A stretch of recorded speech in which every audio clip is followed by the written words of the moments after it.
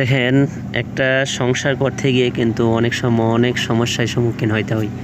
ছেলেরও মেয়েরও, তার স্বামীরও এবং তার স্ত্রীরও। তো কোন সময়গুলা একটা নারী তার হাজারো কোনো অভিযোগ যদি থাকে কোনো বিষয়, তার ব্যক্তিগত বা তার পারিবারিক বা তার সংসারের, কখন একটা ছেলের কাছে সে অভিযোগগুলা দিলে বা সে বিচারগুলা দিলে, কখন দিলে একটা ছেলে স্বাভাবিকভাবে ধৈর্য সহকারে নিতে পারবে, অথবা সেইগুলা স্বাভাবিকভাবে সে ঠান্ডা মাথা নিয়ে এগুলা সমাধান করতে পারবে। দেখেন, একটা মানুষ সংসার করতে গিয়ে কিন্তু স্বাভাবিকভাবে সাধারণভাবে চলাফেরা করা অবস্থায় কিছু ঝামেলা সৃষ্টি হয়।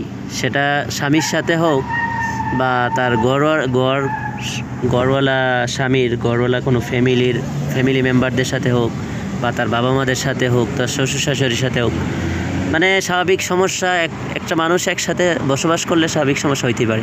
কিন্তু এখন যে ভুলগুলা করার কারণে, যে ভুলগুলা কিছু কিছু ভুলগুলা করার কারণে দেখা গেছে অনেক সময় সংসার পর্যন্ত শেষ হয়ে যায় বা ডিভোর্স হয়ে যায় বা সংসার ফাটল হয়ে যায় কিছু কিছু অভিযোগ দেওয়ার কারণে, বা কোন সময়গুলা দিলে অভিযোগগুলা দিলে কোনো সমস্যা স্বাভাবিক হবে না, ওই সময়গুলো না জানার কারণে কিন্তু অনেক সাধারণ কিছু কিছু অভিযোগে অনেক ভুল হয়ে যায় এবং অনেক অন্ধকার দিন চলে আসে।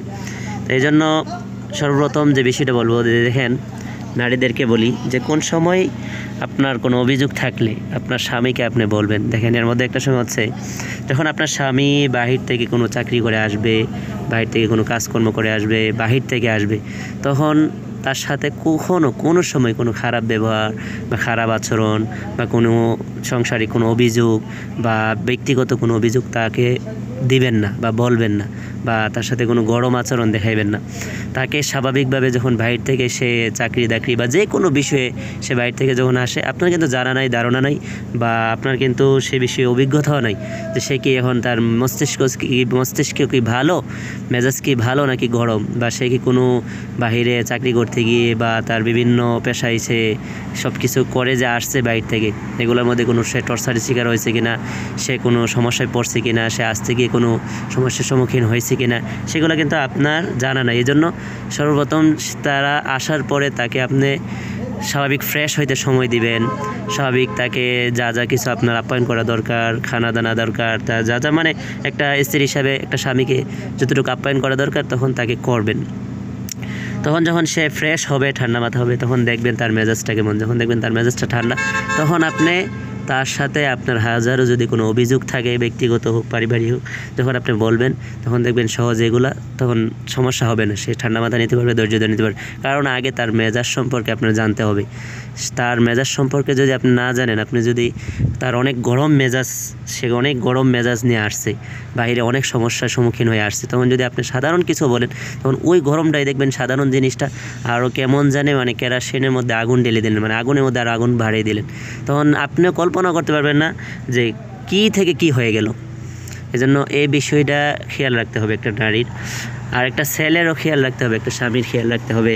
যখন একটা মেয়ে তার সংসার করতে গিয়ে, তার স্বামী সংসার করতে গিয়ে তার ব্যক্তিগত কোনো অভিযোগ হোক বা তার ফ্যামিলি মেম্বারের হোক বা বাবা মার হোক, যে কোনো অভিযোগ, শ্বশুর শাশুড়ি হোক, সে যদি তখন কোনো স্বামীর কাছে তার অভিযোগটা বলতে আসে, তখন সে কিন্তু সে অপেক্ষায় থাকে যে আপনার কাছে শেষ ভরসা হিসাবে বা শেষ সমাধান হিসাবে আপনার কাছে বলবে।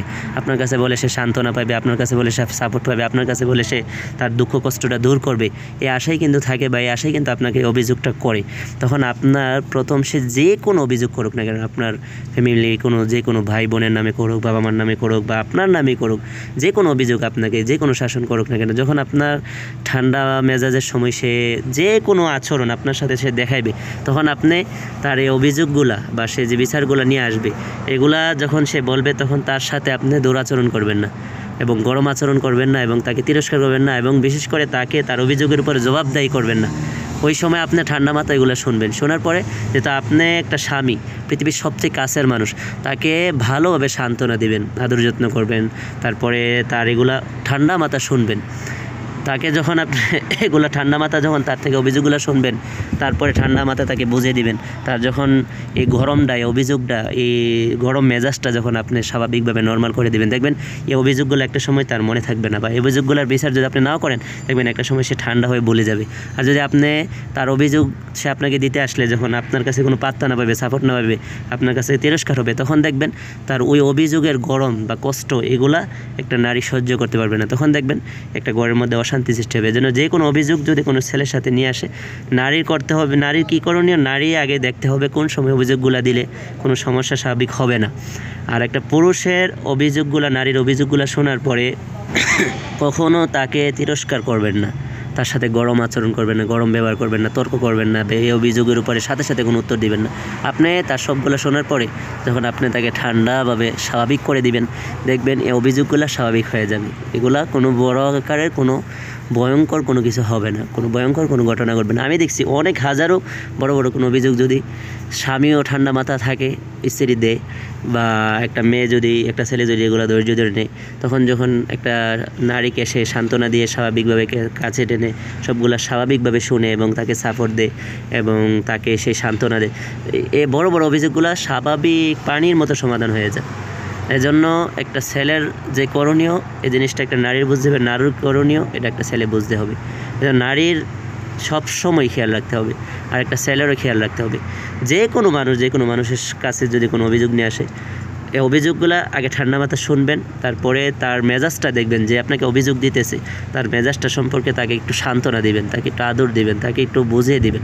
তারপরে আপনি যদি সে কোনো ভুলগুলো করে থাকে, তাকে আপনার উত্তর দেওয়া লাগে, তাকে আপনার তার যে অভিযোগ নিয়ে আসে তাকে তার অভিযোগের উপরে তাকে দোষী মনে হয়, তখন তাকেও যদি আপনি শাসনও করেন বা কিছু বলেন বা উত্তর দেন, একটা সময় সে ঠান্ডা মেজাজে সেও ধৈর্য ধরে নিতে পারবে যে না, এগুলো তোমার ভুল, তুমি যেগুলো বলছো এগুলো আসলে তার ভুল না। তো এভাবেই যদি মানতে পারেন, আশা করি একটা সংসার স্বাভাবিক দীর্ঘ হবে এবং ভালোবাসা মহব্বত অনেক বাড়বে।